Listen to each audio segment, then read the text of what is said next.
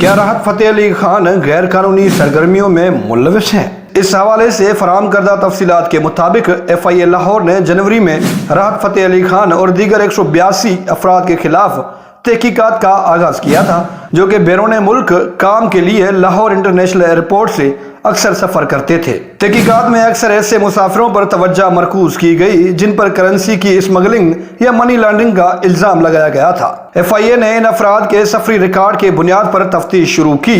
F آئی اے کا کہنا ہے کہ علامہ اقبال انٹرنیشنل ایئرپورٹ لاہور کے ڈپٹی ڈائریکٹر امیگریشن نے 182 مسافروں کا ڈیٹا فراہم کیا تھا۔ اس نتیجے میں ایسے مسافروں کا سراغ لگانے کے لیے کارروائی شروع کی گئی جو اکثر کرنسی کی اسمگلنگ یا منی لانڈرنگ میں ملوث ہوتے ہیں۔ راحت فتح علی خان کا نام بھی سب سے زیادہ سفر کرنے والوں کی فہرست میں شامل تھا، تاہم دستیاب ریکارڈ کی بنیاد پر راحت فتح علی خان کے خلاف ایسا کچھ نہیں ملا جس سے یہ ثابت ہو کہ وہ کرنسی اسمگلنگ کے غیر قانونی کاروبار میں ملوث ہیں۔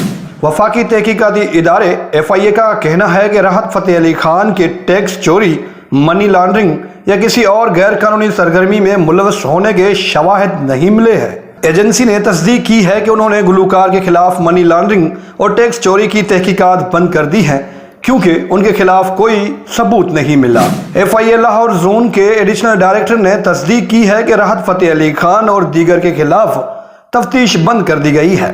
حال ہی میں راحت فتح علی خان کے سابق مینیجر سلمان احمد نے بتایا کہ گلوکار نے 12 سالوں میں مقامی اور بین الاقوامی کنسرٹ سے 8 ارب روپے کمائے ہیں۔ انہوں نے پاکستانی حکام سے اس معاملے کو دیکھنے کو کہا، تاہم متعلقہ محکموں کے ذرائع کا کہنا ہے کہ راحت فتح علی خان نے اپنا ٹیکس بر وقت ادا کیا ہے اور وہ اپ ڈیٹ ہے اور قواعد پر عمل بھی کرتے ہیں۔ ایف آئی اے اور ایف بی آر ذرائع کا کہنا ہے کہ راحت فتح علی خان نے اپنے تمام ملکی اور بین الاقوامی آمدن پر ٹیکس ادا کیا ہے۔